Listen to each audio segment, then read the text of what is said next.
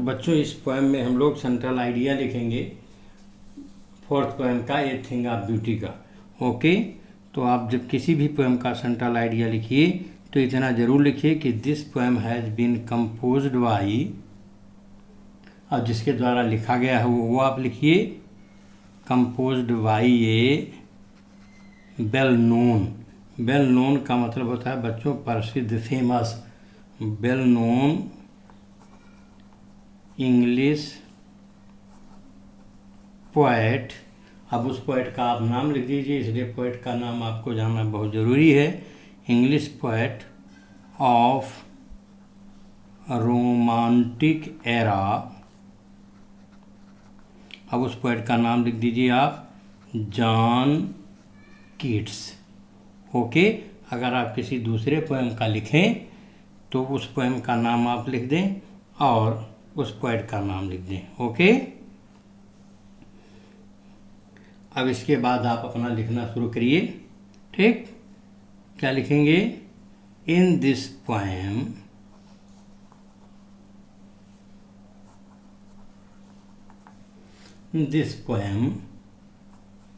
The poet gives us a clear cut, okay,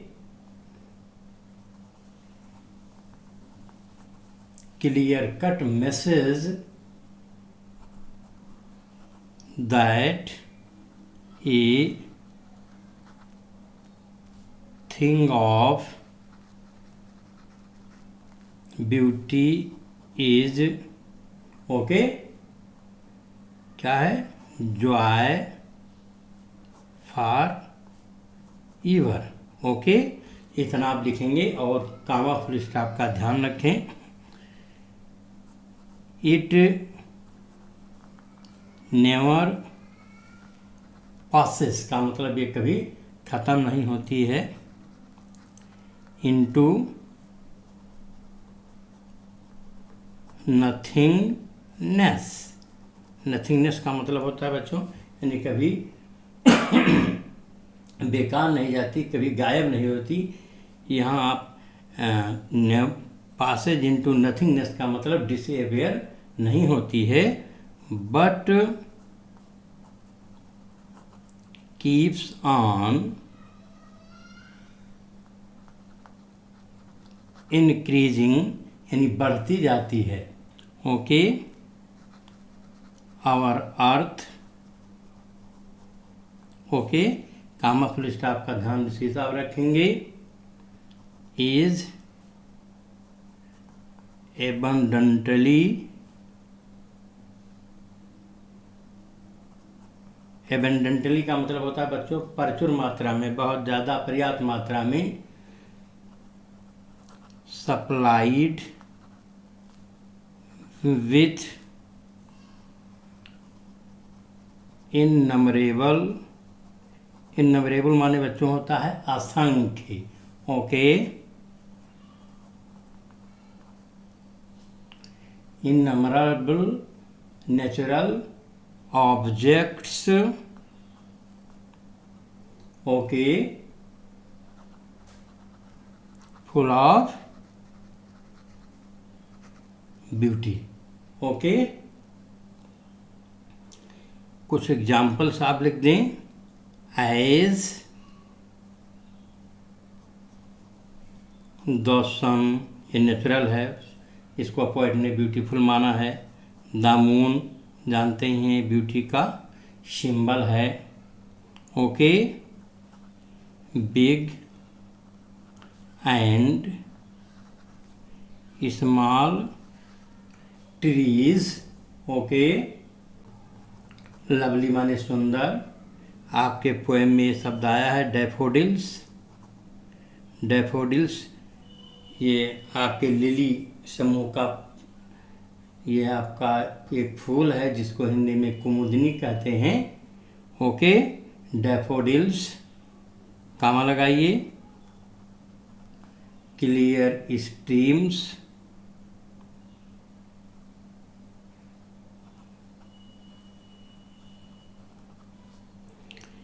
streams, streams माने बच्चों जल की धाराएं, एंड मस्क रोजेज। ये मस्क रोजेज, मस्क कहते हैं बच्चों सुगंधित, और वैसे इसकी जो हिंदी होती है मस्क का मतलब कस्तूरी होता है, कस्तूरी मृग के नाभि में होता है और बड़ा ही सुगंधित होता है। ओके, दीज इन लिवन माने जीवित कर देना, हाँ जीवटता ला देना, आवर स्पिरिट्स एंड रिमूव माने हटा देना बच्चों, रिमूव दी पाल, पाल का मतलब पर्दा होता है बच्चों, या एक प्रकार से आवरण, ओके, ऑफ डिसअपॉइंटमेंट। ये शब्द है बच्चों, डिसअपॉइंटमेंट का मतलब होता है निराशा, मिजरी का मतलब होता है बच्चों दुख, शारोज इसका मतलब भी दुख होता है, एंड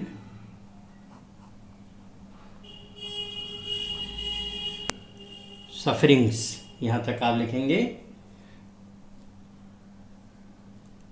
एंड पैंग्स, पैंग्स का मतलब होता है दुख दर्द, ऑफ लाइफ, ओके, जीवन इन सभी दुखों से भरा हुआ है।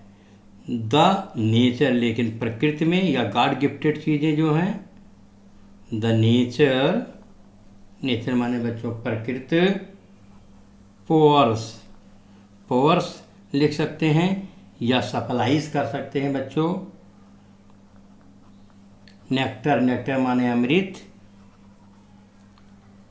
इन आवर सोलन, SULLEN, सोलन का मतलब बच्चों सुस्त या दुखी या सुस्त, सोलन एंड डिजेक्टेड स्पिरिट्स का मतलब यहाँ सोल्स यानी आत्मा, ओके। नेक्स्ट आप लिखेंगे when we are in sullen, SULLEN, when we are sullen यानी दुखी होते हैं, सुस्त होते हैं, एंड पेंसिव का मतलब बच्चों पीड़ादायक स्थिति में जो हम पेंसिव मूड में होते हैं, एंड पेंसिव मूड तो क्या होता है, तो कामा nature always heals us from these oddities का मतलब बच्चों ये ऑड से बना है यानी विषमताओं, ओके। तो इस प्रकार से बच्चों आप सेंट्रल आइडिया पोएम का लिखेंगे, और उस पोएम का आपका नाम है a thing of beauty, okay. तो इस प्रकार से इस पोएम का आप सेंट्रल आइडिया लिखेंगे, ओके। सेंट्रल आइडिया लिख लें बच्चों, तब आप उसमें लिटरेरी डिवाइस क्या यूज की गई है इसको लिख सकते हैं, लिटरेरी डिवाइसेस, या आप इसे एक दूसरा नाम दे सकते हैं,